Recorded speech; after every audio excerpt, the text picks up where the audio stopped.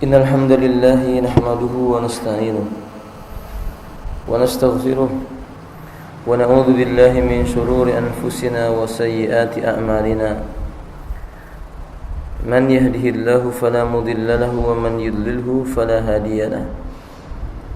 Asyhadu an la ilaha illallah wahdahu la syarika lahu wa asyhadu anna Muhammadan abdullahi wa rasulullah.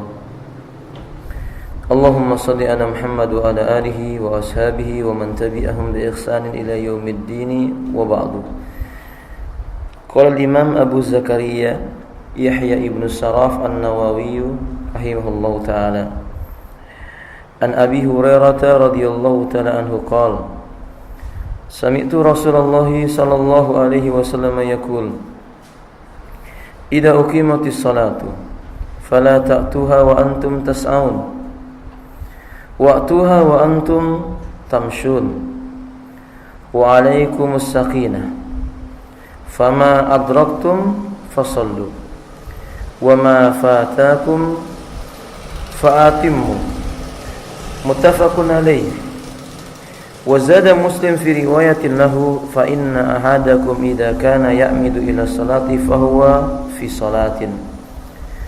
Berkata al-Imam Abu Zakaria Yahya ibn Sharaf an-Nawawi rahimahullahu ta'ala dalam kitab beliau Riyadhus Shalihin dari sahabat Abu Hurairah radhiyallahu ta'ala beliau menuturkan, aku pernah mendengar Rasulullah sallallahu alaihi wasallam beliau bersabda, bila salat telah dikumandangkan iqamahnya, maka janganlah kalian mendatangi salat dalam keadaan kalian berlari-lari. Datangilah salat dalam keadaan berjalan kaki. Wajib bagimu dalam keadaan tenang. Apa yang telah engkau dapatkan di dalam salat itu, maka salatlah. Dan apa yang hilang darimu, maka sempurnakanlah kekurangannya. Dikeluarkan oleh Imam Bukhari dan Muslim secara muttafaqun alaih.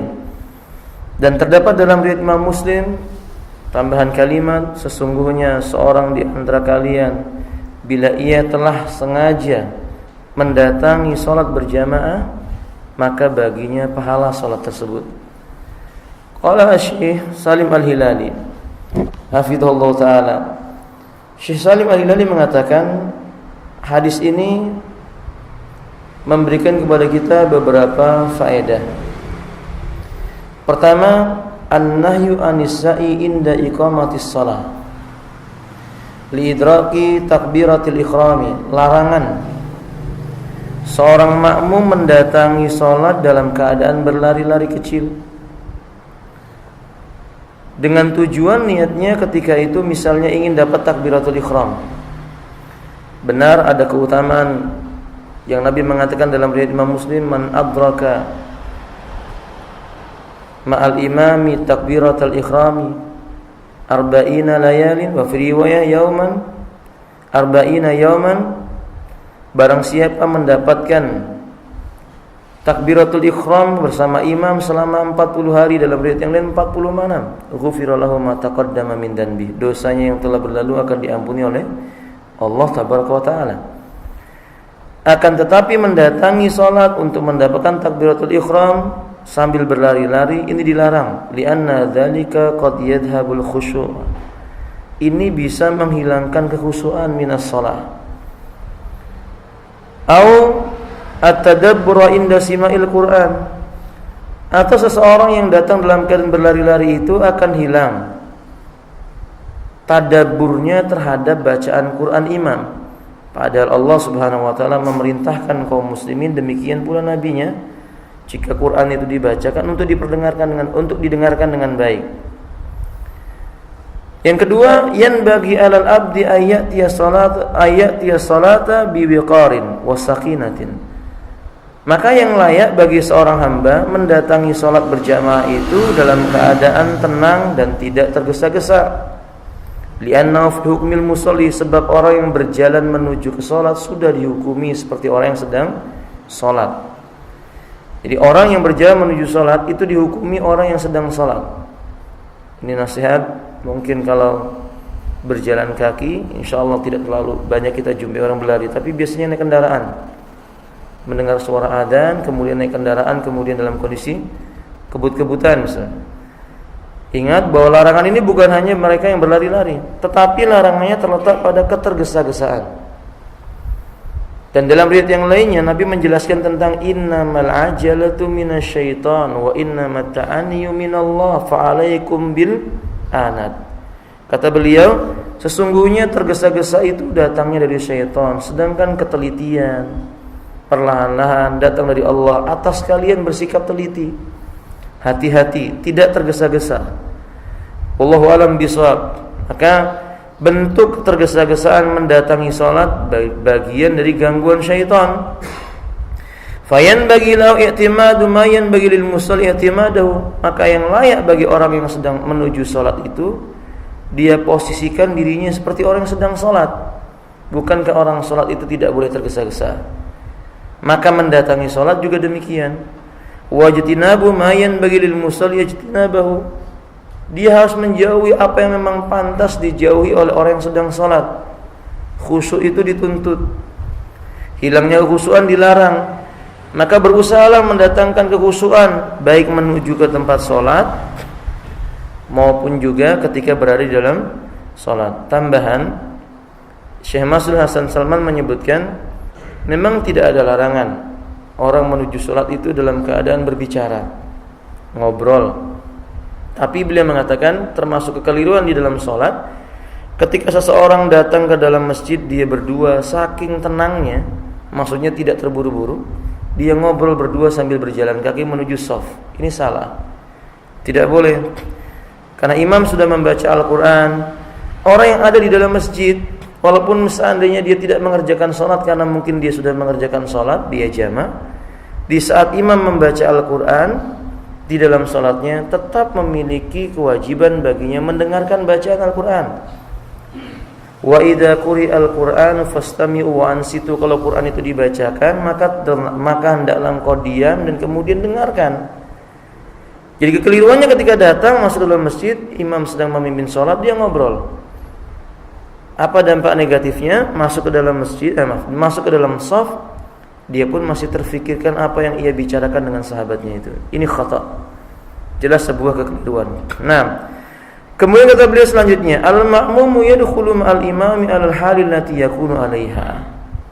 Seorang makmum masuk ke dalam masjid menjumpai imam dalam kondisi dan posisi apapun, hendaklah makmum mengikutinya. Fama adrakau sallahu. Apa yang dia jumpai ketika imam salat, ya salatlah seperti yang imam lakukan. Wa ma fatawatimma. Kalau seandainya dia itu kehilangan dari bagian-bagian salat, tinggal dia menyempurnakan kekurangannya. Tidak boleh menunda. Yang masuk ke dalam masjid menjumpai imamnya sujud, takbiratul ihram, kemudian langsung sujud. Perhatikan kalimatnya, takbiratul ihram, kemudian langsung sujud. Bukan takbir sujud. Takbiratul ihram dulu, kemudian tenang, kemudian baru apa? Sujud. Perhatikan. Jadi kalau dia takbiratul ihram langsung sujud, berarti itu takbirnya untuk sujud. Bukan. Takbiratul ihram, setelah takbiratul ihram sejenak, kemudian baru apa? Sujud. Bukan disamakan antara takbiratul ihram itu dengan takbir untuk sujud. Dan tidak perlu meletakkan tangan kembali di dada. Allahu akbar diletakkan, tidak perlu. Mengapa demikian? Syekh Mas'ud Hasan Salman dalam kitab Al-Qaulul Mubin mengatakan, karena tidak dijumpai wala yu'rafu ahadun min ashabi Muhammadin sallallahu alaihi wasallam. Tidak dijumpai dari salah seorang sahabat pun, idza kana minal masbuqin, kalau dia termasuk orang-orang yang terlambat di dalam salatnya, ba'da takbirati yadau yadul yumna 'alal yusra. Setelah takbiratul ihram dia letakkan tangan kanannya di tangan kiri. Limada? Kenapa? Lianna yadul yumna 'alal yusra fi salati inda qiraatil Qur'an. Karena meletakkan tangan kanan di atas tangan kiri itu sebenarnya hanya ketika seseorang membaca Al-Qur'an. Allahu akbar, dia letakkan tangan untuk persiapan membaca surat Al-Fatihah, kemudian surah yang lainnya. Nah, kalau kita sudah mengetahui imam ini ruku, ya nggak perlu lagi meletakkan tangan di atas dada kita, karena kita nggak baca apa-apa. Doa istiftah juga kita juga tidak baca. Kita takbiratul ihram, Allahu akbar, kemudian langsung ruku bersama imam kalau imam ruku, sujud bersama imam kalau sujud. Nah, dengan demikian kita melihat beberapa kekeliruan kaum muslimin. ketika mereka datang masbuk, takbiratul ihram, letakkan dulu tangannya di dada. Ini keliru, enggak ada dalilnya dalam Islam. Tidak dijumpai dari Al-Qur'an dan juga sunnah, dan tidak pernah diperbuat oleh para sahabat ridwanullah alaihim jami'an. Wallahu a'lam bishawab. Naam. Kemudian hadirin rahimanillah, adamul isra'i multazim likasratil khata'i wa huwa maqsud fi ityanis salah. Adamul isra'i multazimun likasratil khata'i wa huwa maqsudun fi ityanis salati liwurudi ahadisin kasiratin fi dzalik. Seorang makmum yang datang dalam keadaan tergesa-gesa, ya, terburu-buru, maka itu melazimkan seseorang itu banyak kekeliruan di dalam sholatnya itu. Sebaliknya, tidak tergesa-gesa, maka insyaallah ta'ala ini menghilangkan berbagai macam kekeliruan seseorang di dalam sholat itu. Karena banyaknya riwayat yang menyebutkan larangan seseorang mendatangi sholat dalam keadaan tergesa-gesa. Seperti hadis Abu Bakrah yang sering saya ulang-ulang. Dia datang ke masjid, rukuk sambil berjalan dengan suara yang keras, suara terompahnya. Kemudian Nabi mengatakan, siapa yang berbuat begini dan begitu? Kata Abu Bakar, saya. Kata Nabi, semoga Allah menambahkan semangatmu untuk beribadah, tapi jangan diulangi lagi. Yaitu jangan diulangi terburu-buru dalam sholat, karena sholat itu membutuhkan ketenangan dan kekhusyuan. Nah, kemudian alhamdulillah rahimanillah, yang berikutnya, man adraka juz'an minas salati, barang siapa memperoleh satu bagian dari sebuah sholat, maka hasala fadilatul jamaah liqauli sallallahu alaihi wasallam fama adraktum fasallu. Berarti orang tersebut telah memperoleh pahala salat berjamaah. Ya, kalau kita datang kemudian kita mendapati imam sudah tasyahud akhir, kita langsung takbir dan ikut tasyahud akhir, maka kita telah mendapatkan pahala salat berjamaah, bukan mendapatkan jumlah salat jamaahnya, ya, tapi kita mendapatkan pahalanya. Pahala salat berjamaahnya kita mendapatkan. Kalau rakaatnya tidak, kita tidak mendapatkannya. Karena rakaat itu dianggap sah kalau seseorang memperoleh apa? Memperoleh bacaan Al-Fatihah menurut pendapat mayoritas para ulama. Nah, sebagian ulama mengatakan, menurut pendapat sebagian para ulama, sebagian atau mayoritas para ulamanya berpendapat yaitu kalau mendapatkan ruku. Ala kulli hal, inilah bagian di mana seseorang dianggap mendapatkan bagian rakaat. Nah, selain daripada itu dia tidak dapat rakaat, tapi dia mendapatkan pahala salat berjamaah. Hatta sampai pun kalau seseorang itu duduk baru dia hendak tasyahud, tiba-tiba imam sudah salam, assalamualaikum warahmatullahi, assalamualaikum warahmatullahi, dia telah mendapatkan pahala berjamaah. Berarti ini ada nasihat, anjuran untuk bersemangat dalam mendatangi salat berjamaah walaupun kita mengira kita telah terlambat. Dan termasuk gangguan setan, kalau manusia memperkirakan dia terlambat salatnya, kemudian dia lebih memilih salat di rumah saja sebelum dia menjumpai benar-benar telah hilang bagiannya bersama dengan imam. Sehingga dalam riwayat Imam Muslim, Abdullah ibn Mas'ud radhiyallahu ta'ala, beliau pernah mendatangi masjid ketika Nabi sudah salam, maka beliau kembali lagi ke rumahnya lalu salat berjamaah dengan keluarganya di rumahnya. Ini kata para ulama menunjukkan bukti bahwa Abdullah tahu bahwa ia masbuk, tapi dia tidak mau peduli sampai dia melihat apakah jamaahnya benar-benar sudah selesai atau tidak. Ketika ia jumpai jamaahnya telah selesai, maka ia salat bersama dengan keluarganya. Ini sekaligus membuktikan menurut pendapat Abu Hanifah tidak ada jamaah kedua di dalam masjid. Buktinya Abdullah bin Mas'ud pulang kembali ke rumahnya dan dia salat bersama keluarganya di rumah beliau. Tapi ini menurut pendapat sebagian para ulama tentang larangan salat jamaah kedua di dalam masjid itu. Wallahu taala a'lam bishawab. Nah, ikhwati rahimanillah, maka dalilnya fama adraktum fasallu, apa saja yang kalian jumpai bersama dengan imam maka salatlah kalian. Ini bukti bahwa dia dapat pahala jamaah. Dan kesimpulan terakhir, hadis ini menjelaskan Islam melarang manusia punya sifat terburu-buru. Tergesa-gesa dalam mendatangi majelis ilmu tidak boleh. Tergesa-gesa mendatangi, terburu-buru maksud saya, mendatangi salat berjamaah tidak boleh. Urusan apapun dari perkara-perkara agama yang mulia ini kemudian didatangi dalam keadaan tergesa-gesa, bukan dari ajaran Islam. Dalil yang lain yang menerangkan tentang larangan manusia atau anjuran Nabi sallallahu alaihi wasallam kepada kita agar bersikap tenang, tidak terburu-buru, an Ibni Abbasin radhiyallahu taala anhuma annahu dafa'a ma'an Nabi sallallahu alaihi wasallam yauma Arafah fasami an-nabiy sallallahu alaihi wasallam wara'ah zajaran syadidan wa darban wa sautan lil ibili fa asyara bi sautihi ilaihim wa qala ayyuhan nasu alaikum bis sakinati fa innal birra laisa bil idha rawahu al-Bukhari wa rawa al-Muslim ba'dahu. Ikhwati rahimanillah, Nabi sallallahu alaihi wasallam dari Abdullah ibnu Abbas radhiyallahu taala anhuma, beliau mengatakan tatkala beliau pernah melakukan perjalanan di hari Arafah, dari Arafah atau menuju ke Arafah bersama Nabi ibnu Abbas berjalan, lalu terdengarlah suara dari belakang beliau, suara hardikan yang keras dan pukulan yang kuat dan suara onta yang terengah-engah. Artinya penunggang ontanya itu memukul ontanya dengan keras sembari mengucapkan suara, dan onta itu pun menjadi keluar suaranya dengan keras. Maka Nabi SAW memberi isyarat dengan cemetinya kepada mereka, mengangkat cemetinya lalu berisyarat dan berkata, wahai manusia, atas kalian bersikap tenang.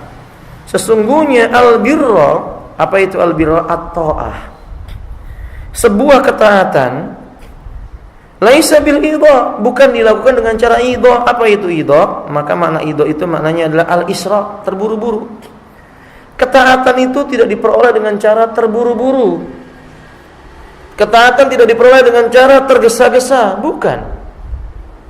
Jelas sekali Nabi sallallahu alaihi wasallam melarang manusia melakukan sebuah ketaatan dalam keadaan tergesa-gesa sehingga hilang kekhusyuan dan ketenangan dalam dirinya.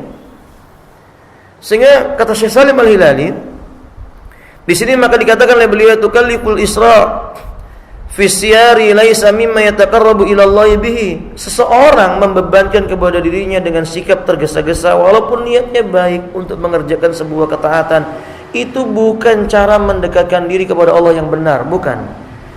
Mungkin sebagian orang menyangka itu sebagai bagian bahwa dia mencintai Allah, maka dia tergesa-gesa. Tidak. Justru mendatangi ibadah dalam keadaan tenang, mengatur hatinya dengan baik, itu tanda bahwa dia sedang mendekatkan diri kepada Allah tabaraka wa taala. Li'annahu yu'di ila tazahumi wa tadafi wa ida'il muslimin. Terutama ketika di hari Arafah, berapa banyak manusia di sana. Semuanya tentu saja insyaallah kaum muslimin semuanya, tidak ada orang kafir di dalamnya. Bukankah menyakiti kaum muslim itu dilarang? Nah, kalau orang tergesa-gesa itu menyakiti mereka, sudah dalam kondisinya itu padat, mereka saling mendorong dan menyakiti kaum muslim, itu hukumnya haram. Ini juga nasihat bagi Anda yang mungkin akan berumrah suatu saat. Ingat, tidak perlu mendatangi Ka'bah dalam keadaan berlari-lari. Datangilah dalam keadaan tenang. Masuklah ke dalam masjid mengucapkan doa dan zikir. Angkatlah kedua tangan sembari mengucapkan Allahumma antas salam wa minkas salam dan seterusnya. Kemudian angkatlah tangan di saat sejajar dengan Hajar Aswad lalu mengucapkan Bismillah Allahu Akbar. Kemudian berlari-lari kecil bagi laki-laki, perempuan tidak. Romal atau lari-lari kecil itu dengan cara mengangkat kaki, itu bagi laki-laki. Jangan kita berlari seperti orang yang kita kenal berlari, bukan. Itu bukan bagian daripada takarrub kepada Allah seperti itu. Wallahu ta'ala alam bisawab. Atau ketika berada di Arafah ketika haji, ingin mendapatkan bagian daripada Arafah, berlari-lari mendorong dan menyenggol manusia, khata', keliru. Nabi SAW menyebutkan ketika ditanya ayyul muslim khair, muslim yang paling baik yang bagaimana ya Rasulullah? Man salimal muslimuna min lisanihi wa yadihi. Man salimal muslimu min lisanihi wa yadihi. Seorang muslim yang dimana muslim lainnya selamat dari kejelekan tangannya dan juga lisannya. Berarti dia tidak menyakiti kaum muslimin. Jadi jangan tergesa-gesa. Tergesa-gesa membebani diri dengan cara seperti itu bukan bagian daripada ajaran Islam. Kemudian yang terakhir, syafaqatur Rasul sallallahu alaihi wasallam bi ummati. Lihatlah betapa sayangnya Nabi kepada umat ini. sekecil apapun dari perkara-perkara yang bisa merusak ibadahnya seorang muslim, Nabi ingatkan. Sekecil apapun perkara yang bisa mengurangi pahalanya seseorang muslim dalam beribadah, apalagi menghilangkan pahala, diingatkan oleh Nabi sallallahu alaihi wasallam. Faqad nahum anil isra, salah satunya adalah tergesa-gesa. Beliau larang ini, lialla yajhafu bi anfusihim ma ba'da al-masaq. Kata beliau, ya bisa jadi karena sebab ketergesa-gesaannya ini menyulitkan diri mereka dan bisa jadi juga menghilangkan pahala yang terdapat pada diri mereka. Na'udzubillahi min dzalik. Walhasil ikhwati rahimanillah, Islam memerintahkan kepada kita bersikap tenang di dalam mendatangi ibadah, majelis ilmu atau majelis musyawarah atau salat dan yang semisalnya, datangilah dalam keadaan tenang. Terakhir, lalu bagaimana dengan perintah seseorang itu menguburkan jenazah? Ketika Nabi berkata, asri'u bil janazati, segerakanlah oleh kalian untuk menyelenggarakan jenazah. Maka yang dimaksud dengan kalimat bersegeralah kalian di sini bukan terburu-buru.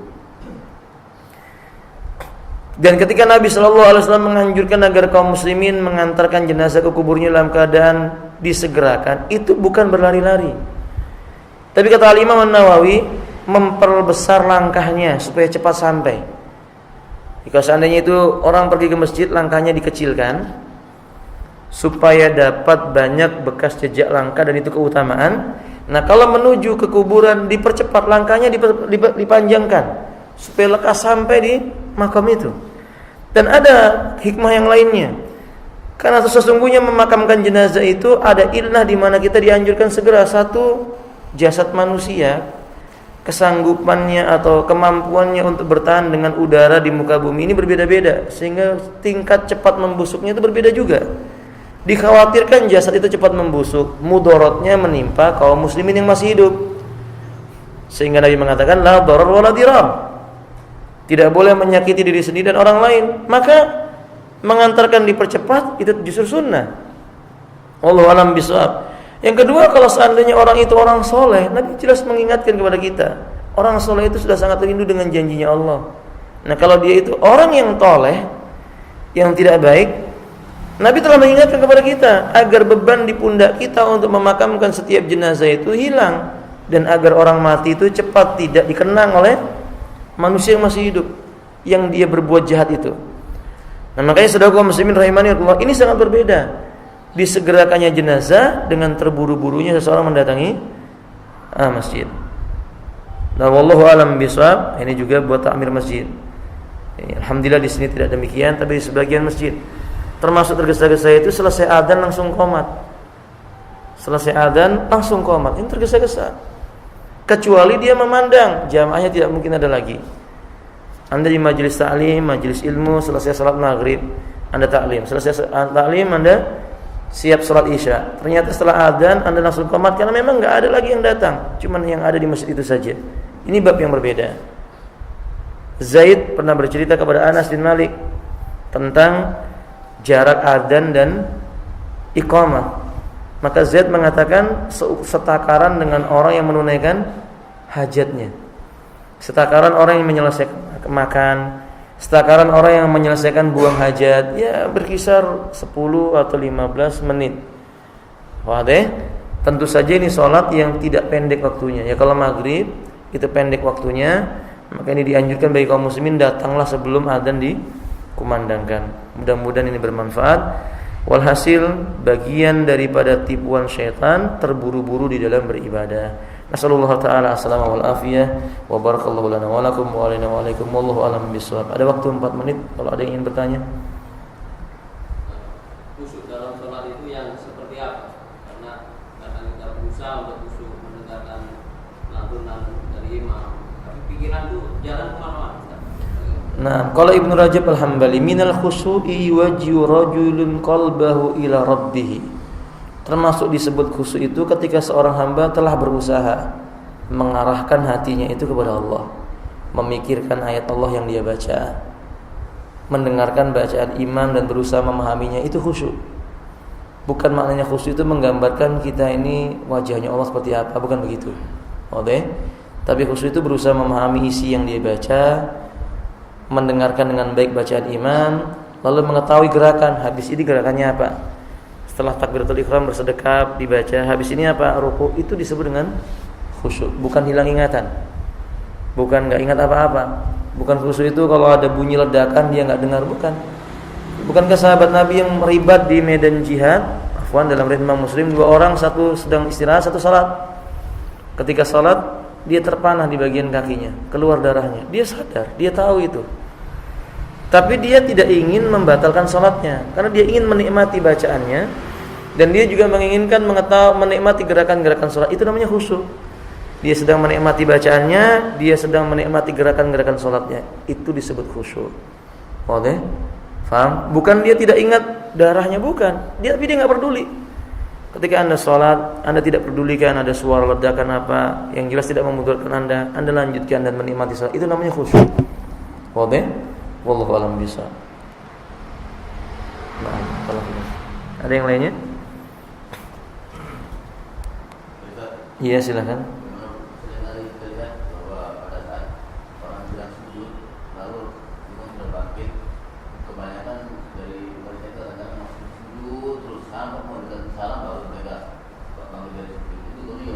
Ini tidak diperbolehkan dalam Islam. Berdasarkan hadis Nabi SAW, ju'ilal imamu liyutamma bih. Imam itu dijadikan untuk diikuti. Enggak sampai di situ Nabi berhenti. Ada penjelasan dari Nabi. Idza kabbara fakabbiru. Seandainya imam sudah bertakbir, segeralah kalian bertakbir. Wa idza raka'a farka'u. Ketika imam itu ruku', segeralah kalian ruku'. Wa idza sajada fasjudu. Kalau imam itu sujud, maka segeralah kalian sujud. Wa idza rafa'a farfa'u. Kalau seandainya imam itu telah mengangkat kepalanya, segeralah kalian mengangkat tangannya, mengangkat kepalanya. Ini menunjukkan bahwasanya kalau imam sudah melakukan sesuatu, segera diikuti. Kecuali perkaranya menyelisih syariat. Innamat ta'atu fil ma'ruf. Ketaatan itu pada perkara yang dikenal benar dalam syariat. Misal imamnya itu tidak punya tumakninah. Allahu akbar, sami Allahu liman hamidah, Allahu akbar. Nah, ini enggak perlu diikuti. Enggak boleh berdalil dengan dalil yang tadi. Karena dalil tadi itu berlaku dalam ketaatan yang bernilai ma'ruf. Di saat imam telah bangkit dari sujud lalu makmum asyik dengan sujudnya saja, ini sebenarnya bukan orang yang salat berjamaah. Dia salat munfaridah sendirian. Sebab salat yang berjamaah itu dia ikuti apa yang dipimpin oleh pemimpinnya. Fahamtum ya kawan? Makanya kita diwajibkan mengikuti imam. Keliru kalau seandainya ada seseorang tidak segera mengikuti imam, sementara imam dalam kondisi yang tidak menyelisih syariat. Nah, wallahu a'lam bishawab. Semoga bermanfaat. Cukup insyaallah. Baik, sampai di sini semoga diberikan kebaikan bagi diri kita dan semoga Allah menjadikan kepada kita hidayah taufik, memudahkan bagi kita jalan menuju surganya Allah, mengumpulkan kita dengan Nabi sallallahu alaihi wasallam di yaumil qiyamah. Wa akhiru da'wana alhamdulillahirabbil alamin. Subhanakallahumma wa bihamdik, asyhadu an la ilaha illa anta, astaghfiruka wa atubu ilaik. Assalamualaikum warahmatullahi wabarakatuh.